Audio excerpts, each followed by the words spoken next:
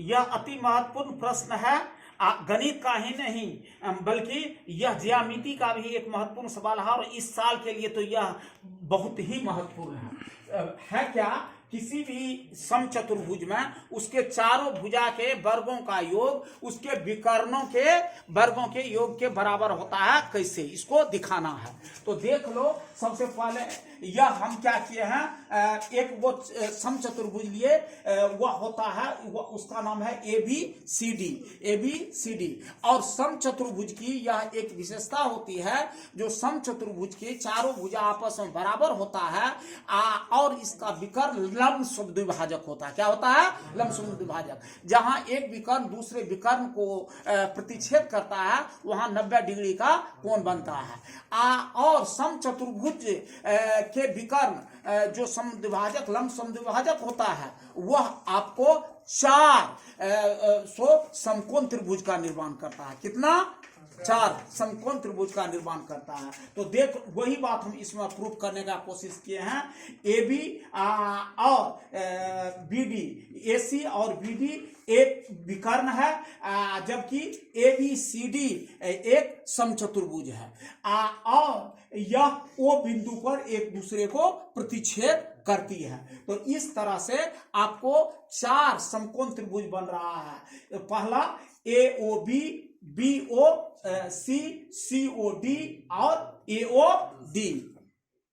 अब देखिए, तो वह जब करता है, अगर हम एक त्रिभुज को लेते हैं इसमें AOB त्रिभुज को, तो AOB त्रिभुज को लेने के बाद AB का स्क्वायर हो जाएगा AO का स्क्वायर प्लस OB का स्क्वायर।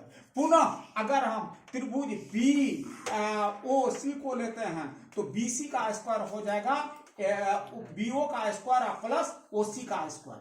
अगर त्रिभुज COD को लेते हैं, तो आपको ये पाइथागोरस प्रमेय से हम जानबे करते हैं इस बात को, तो ये DC का स्क्वायर हो जाएगा OC का स्क्वायर प्लस OD का स्क्वायर। फिर अगर हम त्रिभुज लेते हैं AOD को, तो उसमें 90 डिग्री के सामने यह जो है सो कर्ण है, तो यह आपको AD का स्क्वायर हो जाएगा क्या? यह आपको DO का स्क्वायर प्लस AO का स्क्वायर, है ना।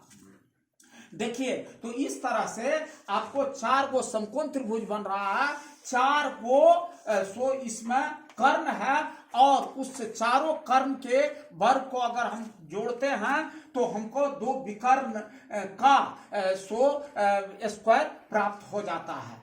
देखिए, आपको यह जो है लंब समद्विभाजक होने के कारण हो जाएगा AOD 90 degree, BOC 90 degree, COD 90 degree और AOD 90 डिग्री। इस तरह से चारों विकर्ण को अगर हम जोड़ देते हैं, तो हमको इस त्रिभुज का ये 4 को जो समकोण त्रिभुज है, इसका अगर हम कर्ण जो है, जो कि समचतुर्भुज की अलग अलग भुजा है, उस जो समान लंबाई के है, उसको अगर हम जोड़ देते हैं, तो आपको विकर्ण का योग प्राप्त हो जाता है। क्योंकि लंब समद्विभाजक होने के कारण AO बराबर OC का और BO बराबर OD का है। इसको भाषागत रूप जो हम दिए हैं, सो देखो, यहाँ ABCD एक समचतुर्भुज है, AC एवं BD विकर्ण एक दूसरे को O बिंदु पर प्रतिच्छेद करती है। साथ ही साथ यह आपको जब हम एक दूसरे को समकोण पर समद्विभाजित करते हैं, तो अगर हम त्रिभुज की बात करें, तो यह कोण AOB, देखो AOB, BOC, COD और AOD बराबर हो गया तुम्हारा कितना? 90 डिग्री। और यह हो जाता है आपको विकर्ण जो होता है, विकर्ण की जब मैं बात करूंगा, तो यह हो जाएगा AO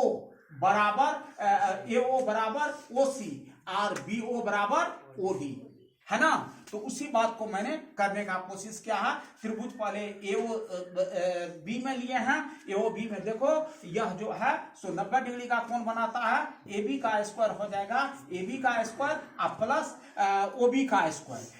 और यह किसका है, यह जो ए बी जो है ए बी का स्क्वायर हम रहने देते हैं। फिर अब देखो इसका यह जो है सो ये एओ जो है सो एसी का आधा है और बीओ जो है सो आपको बीडी का आधा है। फिर ई त्रिभुज अगर लेंगे तो इसमें सो ये इसका जब स्क्वायर करेंगे तो ओ बी जो है सो बीडी का आधा है और ये जो है सीओ वह है एसी का आधा। इसी तरह से इस त्रिभुज में इसका और इसके स्क्वायर को अगर देखेंगे तो देखो यह जो है ओसी जो है सो एसी का आधा है और ये डीओ जो है सो आपको बीडी का आधा है। फिर इसमें ये त्रिभुज ए और डी वो में अगर लेते हैं तो यह जो है